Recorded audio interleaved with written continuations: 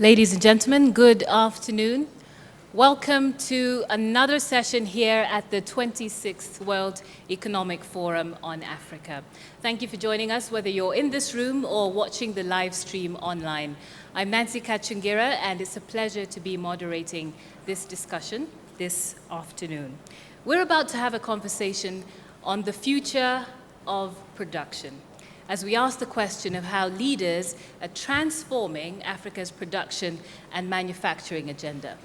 Now, if you'll just take a moment and think about some of the products you interacted with this morning or this afternoon, whether it was a car or a coffee machine, maybe the clothes you're wearing or your mobile phone.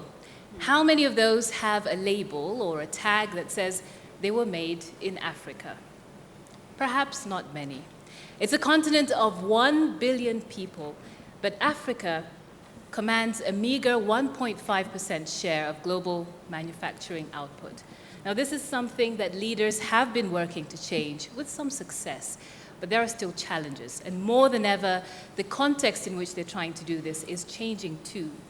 From genetic engineering to artificial intelligence, 3D printing, new technologies are poised to transform the global manufacturing and production systems in a way that we've never seen before. So the question is, what does this mean for Africa? And how can Africa find its place in the new realities of the fourth industrial revolution?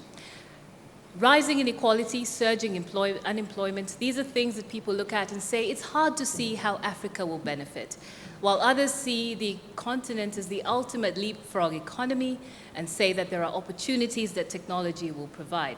Well, today we want to go beyond predictions of doom on one hand or promise on the other, and look at the agency that people and governments and businesses and individuals have over these seemingly exogenous forces.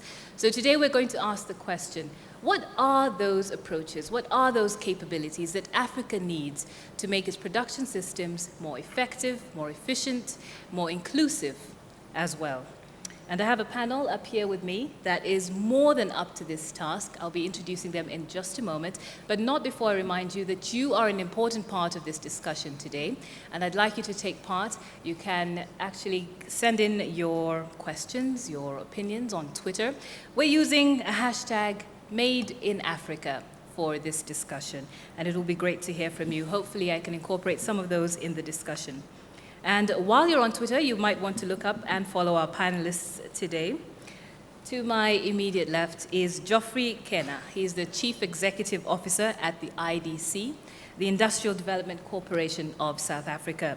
For more than 70 years, the IDC has been instrumental in implementing South Africa's industrial policy, establishing and supporting some of the country's key manufacturing industries, including the petrochemicals and minerals beneficiation industries, as well as fabricated metals, agro-industries, clothing, and textiles. Thank you very much for coming today. We also have Ali Angula, who is the co-founder and managing director of Leap Holdings Namibia. The Leap group of companies has operating businesses in private label garment manufacturing, horticulture, and branded garment retailing sectors. And it was in 2014 that Leap Manufacturing Namibia was set up to add value to the goods that their agro-processing side of the company produces. Thank you very much for joining us today. And lastly, we have Johan Aurik. He is the global managing partner and chairman of the board, AT Kearney. Mr. Aurik has more than 25 years of consulting experience in industry, spanning a wide variety of strategic issues for leading consumer goods and retail clients. He previously served as the head of Europe, Middle East, and Africa region at AT Kearney. And very exciting, AT Kearney just launched a multi-year effort in partnership with the Forum on the future of production systems. So that's something we'll be excited to see the results of. But let's just jump into our discussion with that fundamental question that people have been grappling with. What is the right approach for Africa to take in light of all these developments going on with technology? It seems like we have so far to go, we can't start where everybody else has started. I'll start with you, Geoffrey, just in terms of these systems. Is labor-intensive production, the way that we should go? Or should we be looking more at advanced technological systems? Thanks, Nancy. I think we should look at both, because one part is the level of unemployment is still relatively high. But as we advance, I think we should be looking at embracing innovation. In fact, I would like to believe that there's a lot that is happening, but then the issue is that's not enough.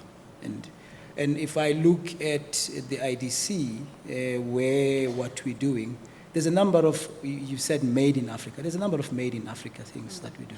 But then the issue is how quickly can we do this so that we catch up to some of those. Indeed, I'm sure we'll come back to that. They might have an impact on the issues of labor. But I will give examples, I think, as when we come in. But I think if we were to only look at innovation at exclusion of looking at labor intensive, chances are we'll be excluding a lot of other people. And I don't think that will be sustainable. So the trick is then how do we indeed strike that balance, embrace innovation, bring in new technologies, but at the same time then seeing how then do we ensure that the level of unemployment is not at levels which is unacceptable. Ms. Angula, you seem to agree with this approach? I do. I think it's really one of those situations where it needs to be a multifaceted approach in terms of how it is being tackled, because we mustn't forget that we've got unemployment rates sitting near 30% in most of our African economies, and a lot of that would come with the fact that it's unskilled labor. So we need to be just making sure that we're not leaving people behind with regards to advancement in technology. So it's going to be multifaceted. Mr. Aurik, we're hearing that we need to have the two approaches, but a lot of people have spoken about the leapfrogging that Africa can take advantage of. We've heard M-Pesa a million times as an example of the kind of movement that we can make. Is that the approach that we should be taking? I think it should be certainly one of the strategies to seriously consider. The example that everyone gives when the word leapfrogging is mentioned is mobile. And for instance, the impact on banking. It's the one that the whole world, believe me, not only in Africa, but that the whole world writes about, and I think rightly so. It has been phenomenal. However, that mobile technology has not been fully used yet to leapfrog information exchange to the fullest extent. So there's a lot more to be done. But it's certainly one of the things that I would consider, and it's also really important to do so. But we'll come back on that. So it's one of the things, but Yes. what are some of the other things that need to be considered? And perhaps what are the most important and pertinent ones? There's no silver bullet here, so you will not get that from me, because there simply is not. There are several factors that play a role, and if you think about production, there are different factor costs, as the economic term is, that apply a role. You mentioned labor, and it's certainly a big one. There's ample labor, and as we know, the population will double over the next 20, 30 years in Africa, so there will be even more. The issue is that productivity is really low. It's even lower on average than the cost of labor, and that's the issue. So labor is certainly one of the factors, but there's many more. There's raw material, and there Africa has an enormous advantage that is, I think, in many ways still untapped. The closeness and the availability of raw materials. And then the third biggest one is the closeness of markets. In a continent where the population will double from 1.5 billion to 2.5 billion in 2050, that creates, certainly with rising GDP growth, an enormous market of consumers. And that's the other third really big factor that plays a role. And then I've not even talked about technology. So you see there are different factors that play a role that all need to be considered. And require policy attention and require attention from companies in order to improve that. I'll come to you, Geoffrey, because the IDC actually does provide funding, up to R1 billion for different businesses and to push the manufacturing and production agenda. What factors are you looking at when you're choosing which businesses to invest in and which you think will bring you the most returns? What we look at is sustainability. I think it's important because we are in this for a long haul. So it depends also in sectors in which we come in. So if you look on infrastructure, that's a long-term view. So it is important that sustainability is there. One of the other issues that we would look at is the ability of those projects, directly or indirectly, to be able to create employment. That will come back to this issue of saying, let's look at this innovation without the exclusion of that. So those will be the key. Naturally, you would want entrepreneurs who would want to take the risk, who would want to be there in the long haul, because most of these businesses are driven by entrepreneurs, or if it's existing businesses. So we look at a number of factors. I want to come to the issue of labor. When we're looking at employment, with this innovation that we have to embrace, I think it is important then we look at how do we reskill, or even in some instances upskill, because I think that's one of the initiatives that we could look at in ensuring that indeed this level of unemployment is addressed. Because you don't want to be going way ahead and leaving the rest of the population, because then that ability to embrace will be lost. But one of the issues that we're focusing on largely is on infrastructure, and largely energy as well, because we know there's different countries at different levels in terms of energy, and if you're going to large industries, you need a lot of energy, and at the back of that, what we've seen is renewable energy. I think that South Africa has done well, and I think there's an opportunity for the rest of the continent to can also go that way. So in terms of bringing manufacturing to Africa and utilizing this amazing demographic that we have, China is looking for the next China. That's what some commentators have said, as they move from a labor to a capital-intensive economy. 85 million jobs could be moving from China. Is there an opportunity there for Africa? I'll ask you this first, Ms. Angula, because you're involved in manufacturing. What is the opportunity that this shift in China provides for Africa? So the opportunity comes from the fact that we actually have got products that we need to provide to ourselves as consumers on this continent. And we mustn't forget that we've got quite a huge number in terms of population. And those people, us ourselves, are looking for products to consume. So therein it lies the immense opportunities. And a lot of the decisions in terms of manufacturing also comes down to where are you actually providing your products? You know, the quickest route to the market. And we've got a big market, we've got a big demand to fill in terms of products that need to be consumed every day on this continent. So there are immense opportunities in manufacturing. And when you look at those markets, do they have the capacity to sustain these efforts? Or are you looking at markets outside of Africa? What is the scope that you're looking at? If we look at the fact that there isn't a lot of intertrade happening on the continent, I think we're sitting somewhere in the region of about 14%. So the opportunities are certainly amongst ourselves on the continent, and then as well as exporting. So we are a commodity-led export continent, and the opportunities will continue in terms of value-added products to be able to export those. But I think we mustn't forget that we've got a big market on the continent itself. So what's holding us back? There is talent gaps that need to be filled. So I'll use my business as an example. So you said, you know, if we think of the products that we are consuming and wearing today, you don't find a lot of made in Africa products. So, for instance, I'm wearing everything that we've manufactured. But it's the talent gap that you need to fill. So when you go from product design into product development, you can't, for instance, just take an architect needs to have that skill to be able to design something, and that skill we need to develop. So those are the gaps that we are really finding. It's filling the gaps in talent because we haven't been manufacturing for a really long time. And I'll go to you, Mr. Aurik. In terms of filling those gaps, and we've talked a lot about upskilling, but what are the practical ways in which we go about doing that? Yeah. First of all, I would like to confirm what you said, which is really important. The biggest opportunity for Africa, for African countries and for businesses operating in Africa is Africa. Because here is where the biggest population growth will take place of any other place in the world. Don't ever forget that. And the thing to focus on is to avoid companies from outside Africa selling manufactured goods here that could be done by African companies. That's the opportunity at hand. We see four big things that need to be improved dramatically, I would even add. Not a little bit, but dramatically. Because maybe one statistic that's important to keep in mind, if you look at the percentage of GDP that manufacturing represents. In China, you mentioned that it's 30% right now. 30% of GDP is manufactured goods.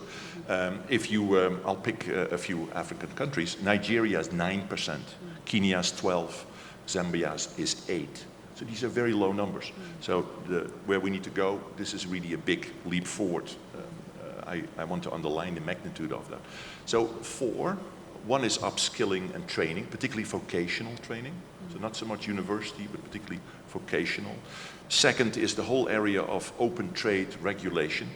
Africa does not exploit its scale. It's another way of saying the same thing. 3 is everything having to do with transport, with utilities, with information systems that simply are not up to scratch, to put it in simple English. That's 3. And 4 is indeed innovation, and it doesn't have to be the most advanced innovation.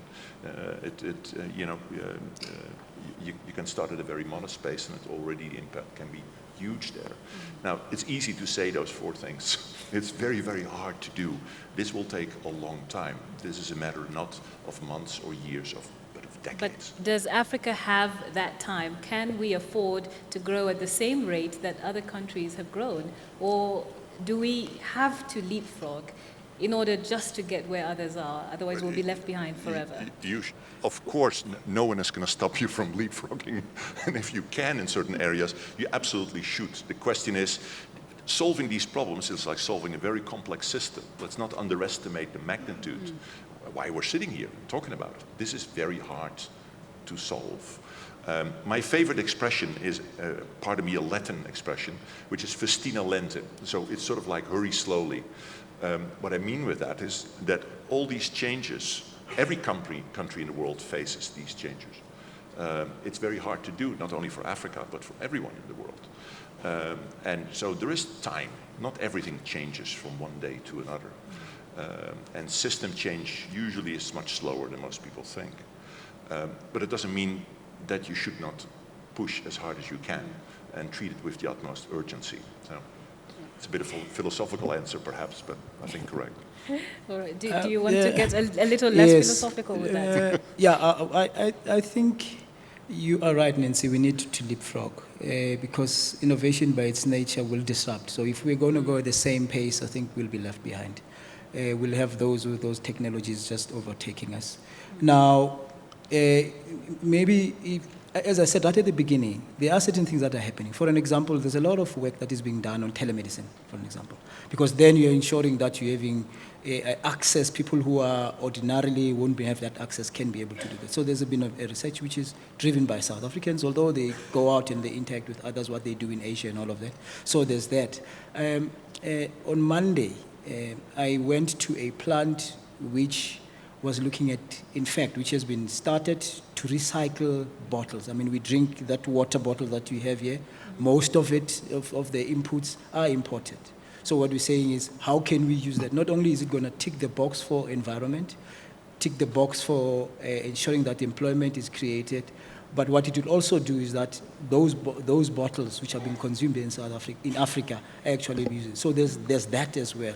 So you're right, we need to leapfrog. We can't go at a slow pace. What we have not done well, I think, as Africans, is to implement. We've spoken a lot about infrastructure because we need that. I mean, this trade, inter-trade, which needs to happen. The infrastructure needs to be there. So we've spoken about it. We know there needs to be more investment in energy. We know there needs to be more investment on roads because as much as we talk about processing, but then how do you get those products that are in the farms that needs to be processed? So I think for us, really, to be able to ensure that we live from, let's just implement what we know. I mean, if you go on the 2030 vision, which it's in the AU, which is most of the African presidents have embraced, let's just implement it so that we can indeed be able to leapfrog. Okay. And if I come to you, Ali, you've got 3 clothing stores already. You've got another one opening up in August. What's your experience been as a manufacturer within the African context? What are the major challenges? What are the things that are keeping us from leapfrogging or upskilling? So for us, it's been filling the links within the supply chain, and we've got a lot of missing links. So we're looking at, for instance, where are we sourcing our raw materials?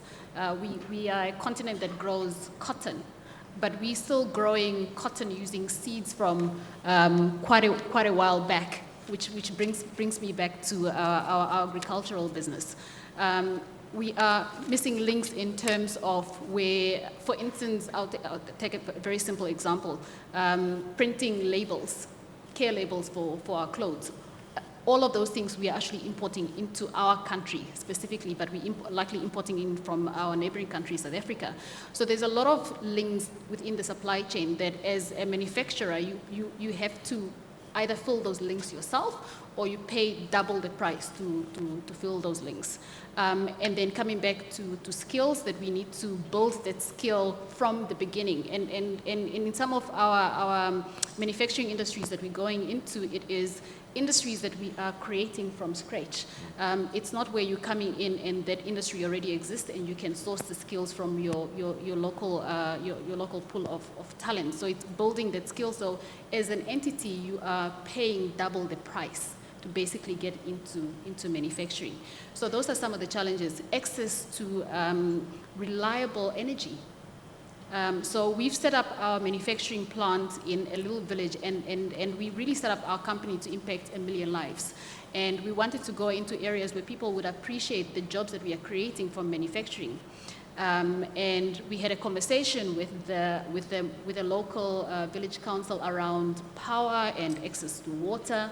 And we were informed that there is electricity and there is water. And we've just found out now, we've just gone through our first rainy season, and for 3 weeks we had no power. And because there wasn't any manufacturing activity happening in this village, they had gone for years and years knowing that when the rainy season comes, there is not going to be any power for 3 weeks. Unfortunately, for a manufacturing entity, you can't be out of production for 3 weeks. So it's really, filling the links in with regards to supply chain. It's upskilling your staff and paying for that cost to upskill your staff. It is making sure that you've got access to raw material and making sure that it is in an area where it is easily accessible, and then access to infrastructure. Right. I'm going to come to you, Johan, to just build on that, especially that point about supply chains and value chains, and where does Africa fit in? As Ali mentioned, importantly, only 12% of Africa's imported intermediates are sourced from the region. There's a missed opportunity there, isn't there? Yeah, there's an enormously missed, it's a pity. One thing is really important to stress at this point is that when people think about production or about manufacturing, they see a plant. That's the image that they have in their mind. And that's the wrong image, because that's actually often the least important part of what you're talking about. We're talking about systems here, value chain systems. It's about sourcing the raw materials, all the goods, it's distribution, it's innovation. There are many different parts to that. And these are very, very complex systems. And if one part of the chain does not work well or is not optimal, the final product simply will not be bought by the final customer, or often doesn't even reach the final customer. So these are very complex systems. And that's why it's so hard to do, because these systems in Europe and in North America, they had 200 years or even longer to grow these systems over time, slowly. Africa needs to run faster. We all know that. We agree on that. And it's very hard to do. Now, it can be done. Look at China. China did it reasonably fast, we would agree. But China is one gigantic country and run in a very hierarchical way. And not all Africa is run that way. Which is maybe a good thing too, you would argue. And so these complex systems are very hard to develop over time, and it's an incredibly important thing to keep in mind. That's why there's not one factor that does it. That's why there are no silver bullets. That's why government and companies and NGOs need to work together. It's a multi-stakeholder game to solve a very complex system issue. That's the easiest way to think about this. And that's why it will take time also. It will not be quick, by definition. That does not mean that the urgency should not be high. That's super important, but it will take time. I'm sure it's not all doom and gloom, though. There must be some examples of things that have been done, of interventions that are working. Please, we need to hear about some of those. Let's go to you, Geoffrey. I like when you said made in Africa. We have in South Africa something called Lodox. It's an X-ray machine, a low dosage X-ray machine. It's developed in South Africa, so it's in Africa. That came from in the diamond mines when people were being x-rayed. So in an emergency, in a trauma situation, when you come in, within 13 seconds, it will give you a full body scan.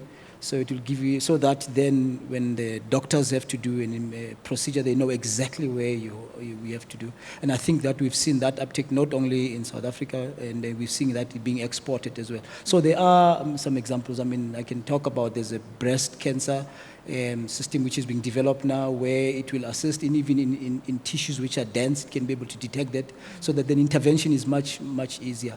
So, but I want to come back to the speed. What we need to do, we should not only just look at the traditional ways of doing it, because innovation by its nature should allow us, in instances where there's no infrastructure, we've seen it with mobile telephonies, then how do we use that? Because in the past, we had to rely on laying the cables and all of that, but we've seen the mobile telephony, I mean, really changing that. Now fiber is actually following. So we need to think a little bit different, even in the processing, because you can't only just look at the previous ways of doing that. We have to really start thinking out of the box. And I think there's a number of instances which is happening, but we just need to increase that. Now, that's an important point about innovation and thinking outside of the box, especially as we think about the context of the fourth industrial revolution. But I'd like you to just look at this quote that's going to come on the screen just now. And I did sort of poll people on social media and speak to a couple of local economists. And this seems to be the summary of what people are thinking. The largest beneficiaries of innovation are the creators. Africa is not driving the fourth industrial revolution and therefore will not benefit.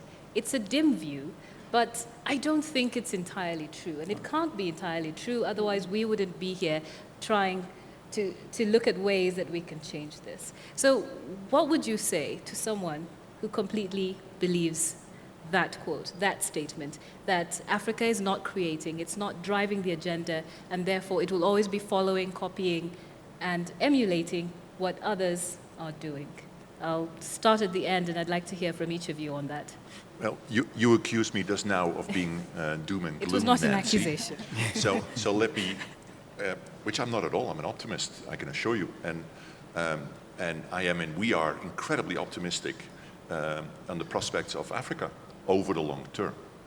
But really, because what are the opportunities? You have this fantastic growth prospect. There's no single continent that has so much population growth, which is the biggest driver of wealth, by the way. There's no second even close. There's no continent that has that. There's hardly a continent with more raw materials and more opportunity for growth. If only all the agricultural production gets translated into food manufacturing and food processing. Just see what's right now taking place and see what's possible. But it's a gigantic opportunity. And I believe, and we believe, and if you look at economics, innovation and growth is usually driven by the opportunity, not so much by because I believe that people in Africa are as creative as in Silicon Valley or in China or Japan or what have you. I don't believe there's a fundamental difference. The difference is the ease of work, and the difference is the size of the opportunity. That's what usually drives it. And I have seen an incredible amount of creativity in Africa, so I would not subscribe to this statement at all. I don't either. I'm very, very optimistic about this continent. Africa is a very vibrant continent, and I believe that the opportunities are on this continent. This is the last frontier. It is just, we need to be a little bit more deliberate about our planning. We need to be a little bit more deliberate in terms of our implementation. How do we do that? I think it comes down to saying, what is it exactly that we want? And once we've clarified, I think we've got a lot of things that we want to achieve, and perhaps we try and really split ourselves because there are so many challenges that we need to address. But I think it's focusing on one or two and saying, if we want to bring everybody into the net, we want to create jobs, what are those areas that we're going to be focusing on to be able to do that? And they've been a lot of homegrown solutions. I mean, yes, we've spoken about M-Pesa, but if we look at what's happening in the agricultural space, you've got a lot of people, young people, getting into agriculture and thinking agriculture is very sexy all of a sudden. And we are seeing a lot of drone technology being used to improve yields in terms of the fields. So I think it's just being about deliberate and not splitting ourselves into too many areas of what our focus areas needs to be, and then following through in terms of implementation. And we've seen that in countries. So if you take Rwanda, for instance, Rwanda is very deliberate. So if we follow the examples of where we've seen things working and be deliberate and implement, I think we'll get there. And there needs to be a sense of urgency. And I think we're waking up to that we need to get moving now. Geoffrey, can Africa lead the fourth industrial revolution? Well, as Johan said and Ali said, I mean, this is, if you look in the whole world, the fastest place that is growing is the continent. So I think that's where the opportunities are. I mean, maybe with China having slowed down, when we were comfortable with exporting our resources, maybe it's a good wake-up call. Because now we have to ensure that we grow in spite of us not exporting those. So that sort of forces. I think what we should increase is the level of collaboration. I think Ali did say the intertrade is very low. And if each country looks at what is imported outside of the continent, and we say which country can do that we can increase. So I don't subscribe to that code. I think if I did, then we wouldn't, as IDC, seeing the level of activity that we're seeing. I mean, outside of South Africa, almost 12% of activity is in the rest of the continent, because that's where we see growth, and we're looking at increasing that. Thank you. I'll be coming to the audience for questions in just a moment, so do prepare your question if you have one. But just before we get to that, I'd like us to talk about the monster, which is inequality, where we seem to be creating rich economies of poor populations. What can we do to make sure that any growth that we have in production and manufacturing systems are in fact inclusive? I'll start with you, Ali. I think we need to just be aware that we don't leave people behind. So when we're talking about innovation and we're talking about technology, we need to be aware that we've got people that, some people have been left out of the education system deliberately in terms of the history that a lot of our countries on the continent have. And we need to be making sure that we are aware that we've got a population that is not skilled. And therefore, as we are going about and shaping the industries that our countries are going to be focusing on, making sure that we're pulling those people into the economy. So for instance, I'll use Namibia as an example. So we used to be, our people used to be largely employed in agriculture. We're now moving to where there's a lot of services that are now being provided, and a lot of it is within the technological space. And people aren't trained. We've got a lot of people that don't know how to use computers. Yes, we've got movement and a lot of people that have adopted mobile, but where the jobs are actually moving to, they are moving towards services and being, knowing technology, and our people don't have that skill. So it's knowing that we've got that set within our society and bringing those people in terms of identifying what are those jobs that do not require that type of skill, and making sure that we've got sectors within our economies that cater for that, or else we're going to be creating two economies. And we need to be moving within a society where we're bringing people together within our different economies.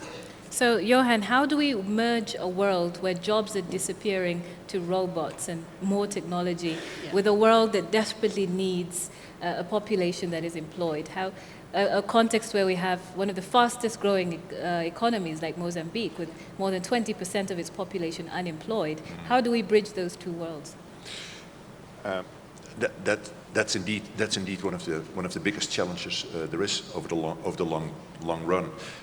Solving this issue is, like I said before, a multi-stakeholder issue. You can only do that with governments and NGOs and companies and any stakeholder we can imagine working together towards this. That's, in the long run, the only way to do that. It's as important what you do versus what you also do not do. What is really important is that barriers of trade are kept as low as possible. It's really important because that generates wealth, certainly within Africa, because that's the only way to profit from the scale that Africa that Africa has inherently, and still too often that is not the case. What is important is that governments particularly focus on the right policies to facilitate economic growth and to make sure that jobs are created. And that includes the ones that we have been discussing: vocational training, transport and infrastructure, innovation, et cetera, et cetera. Those are the ways to create long-term growth. So-called phantom jobs, in the end, don't last very long, as we all know. We know countries where that took place. The importance is to create real jobs, sustainable work. Yes, it's true that technology, particularly if it's introduced very quickly, has often a negative effect on employment. You see that. You see that in many places around the world. For instance, online retail is replacing retail jobs. It's true. But over the long run, they tend to be replaced by other types of work. If I see the opportunity in Africa, just doing a little bit more of, for instance, food manufacturing, to get this abundance of agriculture, to get more value added out of that, so to speak. The same with minerals. Just a little bit more will already generate so much more employment. And I think that is where the government and also businesses need to focus on. Thank you for that. If you want to chip in, you can do that, and we'll go to a question from the audience right after that. Well, I think they've covered the issues. Really, I want to emphasize education. I think the investment in education, so that you ensure in that process you reskill, because as you're right, But as you does the type of education also matter? Absolutely, absolutely. If the governments invest in studying new industries, then the education must talk to that. So you might have some of the people, as a result of these innovations that come in, which will find themselves displaced. Then there's an opportunity for them to reskill some of those. That's why I'm saying education holistically, and particularly vocational education. Okay. Is there a question from the audience? We have one over there. Can we have a microphone at the front here? Thank you. As we get that question, kindly tell us your name and your Hello, question. my name is Omnia. I'm a global shaper from Tripoli Hub, Libya. This is a very interesting discussion, talking about made in Africa and all the opportunities out there, the challenges that Africa faces. And I'm wondering, now we talked about the challenges in stable countries. How about unstable countries, security-wise? Is it only a challenge that would withdraw investors from investing and looking at these countries, or there might be also an opportunity there for investors and for the community? Thank you. Thank you for your question. Who would like to take this one?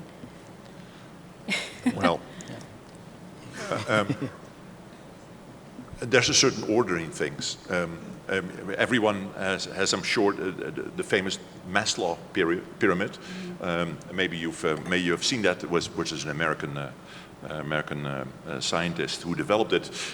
First of all, you need to have food and security before you can even think about jobs and even about manufacturing jobs. There's a certain order in things. So there needs to be the minimum stability in a country. Look at the country where we're in here. All the progress over the last years was possible because of stability. That's the first one. Second one, you need food. Without that, nothing else is possible. So there's a certain order in things. And in very unstable places in the world, it's very hard to set up very complex manufacturing systems, as we talked about that. So there's a certain order in things, and I think the chances of that developing and being successful in the long run in stable countries, and regrettably there are many, as we all know, who read the newspaper, I think the chances are slim. You'd like to respond? Yes, Go ahead. maybe if I can. I think the observation is very true. Countries need to be stable so that it becomes easier for investors. For me, that's where the role of the AU should come in. I know it's very active, and I think it can continue to be active to ensure that it helps bring stability in the continent so that then investments, because some of these investments are long-term in their nature, and people need to be comfortable to ensure that when they put in a mine or where they put in an agricultural project, it will be able to be sustainable. And that's an important contribution as well. Let's go to the gentleman over there, and then we'll take one from Twitter as well. Thank you very much. Bishop Serafi represented the faith communities. He was in Nairobi and then in Johannesburg and now in Zimbabwe. But I am involved in the negotiations on behalf of the faith communities on climate change and sustainable development.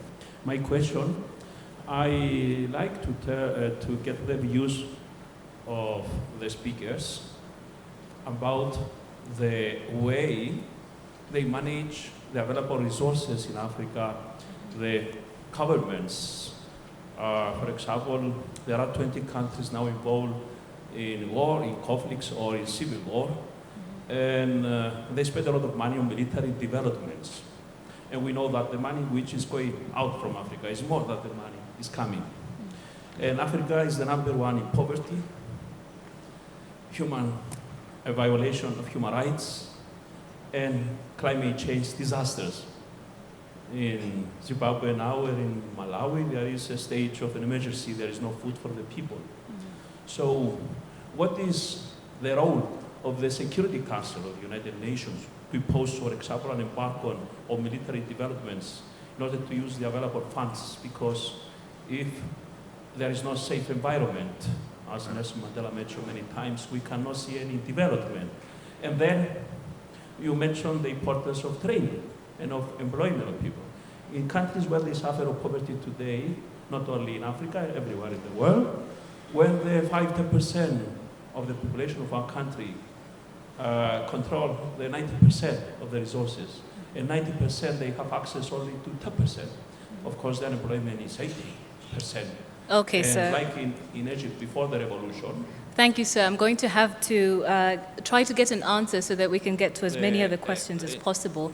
But I will also add to that this comment on Twitter that says Mozambique and Vietnam have the same growth rates and have increased jobs by 160,000 and 2 million respectively. Why can't Africa create jobs? Ali, you're in the business of creating jobs. Perhaps you'd like to take that one. Yeah, it's a difficult question. And I think it comes down to, I think that the want and the realization that we need to create jobs is certainly there. It is freeing up trade amongst ourselves to really realize the potential that this continent has, that I think we will be able to fill in the gaps. So if I need to deliver a product to somebody in Zambia and I see that I've got brilliant infrastructure in Namibia, then I'm going to be manufacturing there in Namibia and delivering that product in my neighboring country. And I think it comes down to, again, just implementation. I think we're very good at putting down policies, for instance. We're very good about talking through ideas, but it's the implementation that really holds us back as a continent. And I think it's really getting down to implementation. Yes, Johan, do jump maybe in. to follow on that, both questions were, I think, very similar, at least in spirit, I think. We're talking about, as I said several times, very complex systems. That is what production is, really. These are systems. And to set it up, as you rightfully said, an investor needs to have stability for that. Otherwise, you do not make these long-term investments. Vietnam, you mentioned the country, since the last, 30, 40 years, of course went through a terrible Vietnam War, but ever since that has been very stable. Also had a government that was very central-led. Some people would call it dictatorship, but let's call it very central-led. And increasingly had been doing very the right things in terms of investing for the long term. So stability and the right government making the right investments in training, in infrastructure, gradually getting better. That is the recipe. We've seen it in many other places. That creates long-term success. That's how countries like Korea were able to make incredible development over the last decades, which is a fantastic example, even better, I would argue, than Vietnam. You need long-term stability, otherwise it's very hard to see that these production systems develop over the long term. Long-term stability, very crucial. And I'll go to this question on Twitter from Mustafa Maleki, and this will probably go to you, Geoffrey. To what extent do African policymakers get together with their counterparts in the South-South corridor to learn from their experiences? Well, if I look at the 2030 plan, I'm encouraged that at least the African leaders know what is supposed to do. If you look at the policies in terms of increasing the level of manufacturing, I think this is one area, to increase the level of inter-regional trade. That's good. I will come back to the point I made. For me, is that then we need to implement a bit faster. So maybe that is why it is not as evident as it is. I've been in many forums where most of those African leaders who are in those forums know exactly what needs to be done. So, and I think the issue of ensuring that private sector is also brought in so that that real collaboration happens, then some of these things will be very obvious. They're not as obvious now is because the collaboration is not at the level where it should be, and the level of implementation is probably not at the pace where it should be. We'll take another question from the audience. There's a gentleman over there. And as we get that question, I would like my panel to think about this word implementation. We've said it a lot, it's come up a lot. We need to go beyond that now and think, okay, we can't just say we need to implement. What is that tangible thing we're going to walk away with today that we can do to make what we're talking about a reality? Your question, sir. Thank you very much. My name is George Apia. I'm a global shaper from Kumasi Hub, Ghana. I am also a maker and innovator. When it comes to Africa, we don't really have the culture of doing it yourself, like making, where you try to build products to solve your own challenges.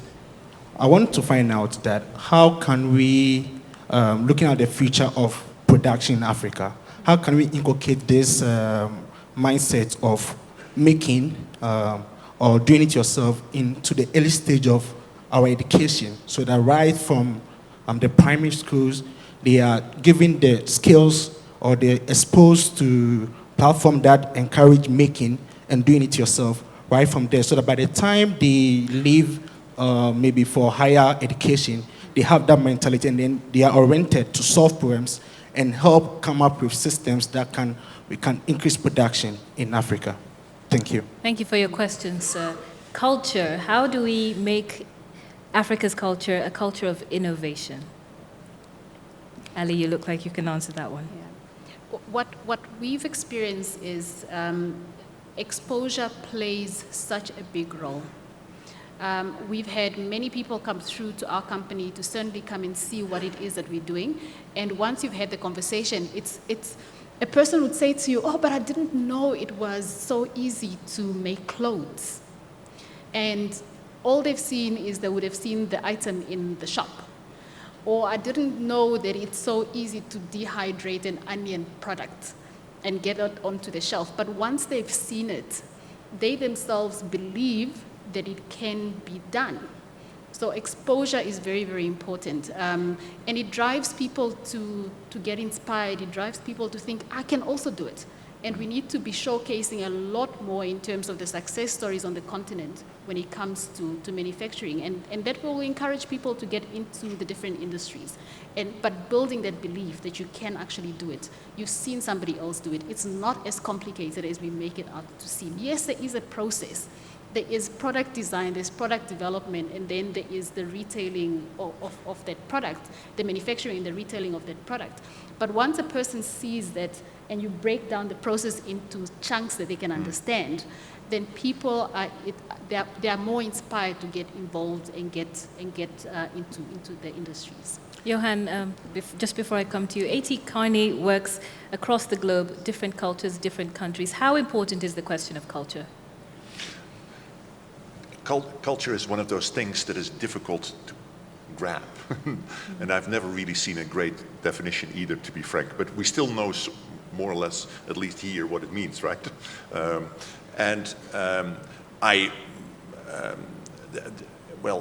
We talked about Korea just now, or I mentioned the example of Korea or Vietnam. Culture, certainly in the success story of those countries, played an absolute role. There's a very strong work ethic there that has been passed on from parents to children, and et cetera, et cetera. And that culture has been there for a long time. And certainly where there's a stable environment that can grow and that has huge benefits for that, there is absolutely no reason that culture cannot be adapted in Africa as well in a successful way. It will take a time. It will take the right leadership. Government, I think, plays crucial role. And again, Rwanda is a very good example, I think, of that. I also think the media plays a role, Nancy. Successful stories, I think you're absolutely right, of people that have done it and that are successful is crucial for people to see. And then to link that to the right vocational training. Because often when people are in their teenage years, that's when the big decisions are made in terms of career and what choices you make. Vocational training is infinitely more important than more white-collar jobs, certainly for Africa. And that is where I would love to see more focus on and more success stories on. And I think that will move. So Geoffrey, as I come to you, I'll piggyback this question from Twitter. The gentleman did talk about education. Nancy Onyango on Twitter asks, are our certificates sufficient survival kits for young Africans in the fourth industrial revolution? Is our education producing or preparing citizens for what they can expect with the changes that are happening globally? Well, for me, certificates, it's a bus ticket to get into the bus. So once you're in the bus, then you have to start learning and then getting exposure. I think what Ali said, sharing those success stories, that goes a long way. I think what we have not done well is to really showcase our successes. I think then coupled with that, then governments need to look at the policies in terms of ensuring that it's easier to do business. Because then if you have to go through lots of hoops, it actually discourages some of the people. And then it comes to the issue of access to financing. Financial institutions like ourselves but also the traditional banks should really look at being more accommodative for particularly the startups to say, how do we make it easier for them? Otherwise, if then people find it too onerous, then they would rather not get involved. So the certificate is okay, but it's a starting point. I don't think it... Okay. Yes. But in terms of education, yes. Are those preparations that we make for people in school sufficient for the jobs of the future? They're not necessarily sufficient. I think that's why Johan also talked about vocational employment training as well, because you need to supplement that. I mean, but we need also to accept that not everybody is going to be an entrepreneur, because some have to be entrepreneurs and some have to be actually employed. So it's really how do you strike that balance? Okay. Let's take one more question as we wrap up our discussion. There's a gentleman in the middle here, if we could get a microphone to him. And then we'll come back to our panel just to sort of wrap it up with some very, very actionable points, things that are very tangible and realistic in terms of what we can do as we leave this room today.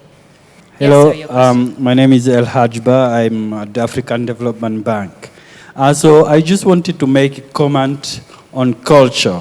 One day I was at the university and one Nobel Prize winner, Edward Prescott, walked in my office and asked me questions about Africa, what's going wrong and so on. So culture came up. I made the point, maybe the culture, you know, because we like to spend on clothes instead saving and so on. He said, hold on there. You know, 50 years ago, we Americans and Europeans, we were saying Asia cannot develop because of their culture. But today, we are saying their culture is the one. So, well, you need to be very careful. For him, people bring culture because they don't have other things. So if you take, the gentleman said, you know, we don't have this idea of creating and so on. But you see on the side of the road, people making things. But you take like carpenters in Cote d'Ivoire. I often ask them, you know, why can't you upscale? But they even don't have a place to work. They need to work on the side of the road. So it's the infrastructure and other services that they need for them to do well their business. And just another comment on trade. I think we talk often about free trade and trade policies and so on, but for me, we are missing about on this. It's not free trade we need, because often it is easier, for example, for us to import goods from China or Brazil. For example, we import chicken from Brazil in Africa, than making that here. So we are not using strategic policy in trade. But if you look at Korea or China and so on, it's not free trade, it's strategic trade. So you need to know where you're going and use policies, design policies for that. Thank you. Thank you for your comments, sir. And he makes a very important point. And I think one of the things that's been obvious in this discussion is, like you said, there's no silver bullet. There is no one solution that is going to radically transform Africa's production and manufacturing systems. However, we need to start somewhere. We need to start eating at that elephant. How do you do that? A little bit at a time.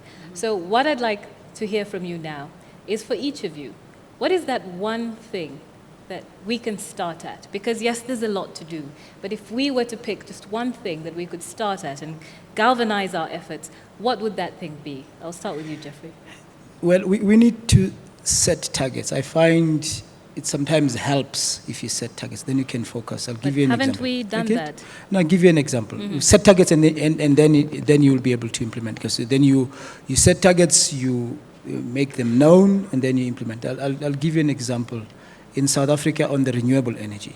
So in the energy mix, there is targets to say how much percentage will come from renewable.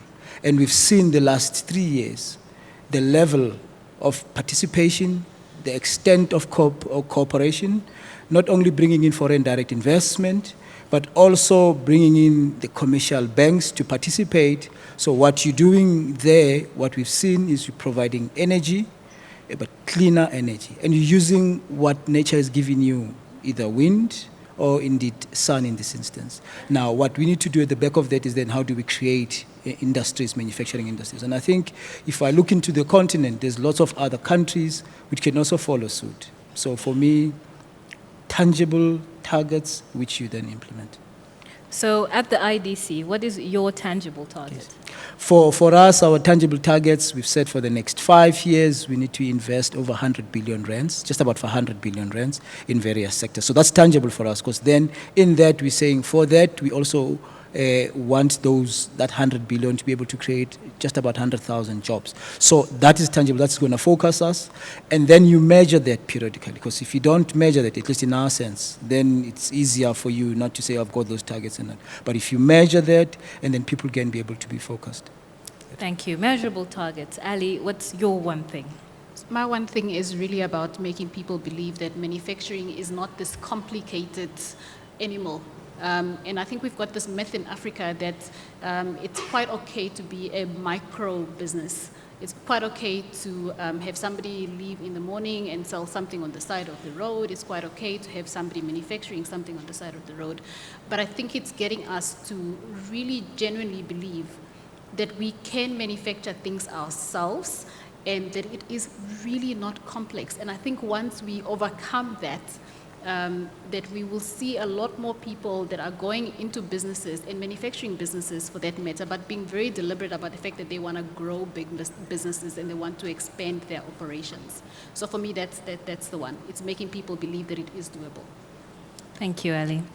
Johan. Yeah, I knew you would get to me eventually. You mentioned at the beginning that we at Kearney has just launched together with the World Economic Forum a multi-year effort to look at the future of global production systems. And as you can imagine, it's a complex issue in Africa, but if the scope is the globe, it's even more so.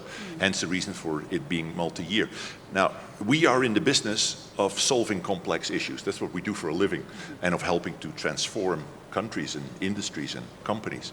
And so we will gladly provide our best resources for that, and we've made that commitment to do so. But this can only work, this effort, if everyone generously chips in. And I really mean that, generally chips in. That means that governments across Africa participate, that companies participate, stakeholders play their game. It requires everyone. It's a multi-stakeholder effort. So I really hope, and maybe this is an occasion to invite people to do that. I really hope that people will generally step up. Because what is the outcome of that? So if we would ask, what does success look like in a couple of years? Success is at least two things. One is a more clear vision of what does it take to be successful in developing global production systems and, for instance, increase employment in that sector? What does it take? What are the elements of success? And number two is, what are the best practices and what are the tools to make that happen? Very pragmatically, very practically, focused on whether an economy is emerging or already well developed, and focused on the different industry needs. So that effort has just been kicked off. We're looking forward to do it. We know it will require a lot of smart people and a lot of interested people to join, and we really hope that a lot of Africa will do that. And I think that's a great note to end on. My panelists, thank you so much for your contributions today. I think it's been a very productive discussion, no pun intended, but key, I think, these takeouts that you've given us, talking about tangible targets, very important. We must know where we're going. Johan echoed you on that in terms of having a clear vision of what we want to see. And next year when we sit at the forum, hopefully we'll have some of those stories that we can talk about and say this began here. And also, Ali, what you said is very important as well. Believe in bigger. Africa needs to see itself manufacturing things. Africa needs to see itself as the leader of the fourth industrial revolution. If we could do it with M-Pesa, we could do it with anything else. And we need to be talking about more things besides just M-Pesa in terms of the journey that we're taking. Thank you so much for your time today. Thank you very much, ladies and gentlemen, for being such a wonderful audience. And I must apologize, we were supposed to have the Prime Minister of Ethiopia with us, but he was unfortunately unable to join us for the discussion. But we can continue the discussion online, on Twitter. Made in Africa is the hashtag. Enjoy the rest of your sessions. Thank you.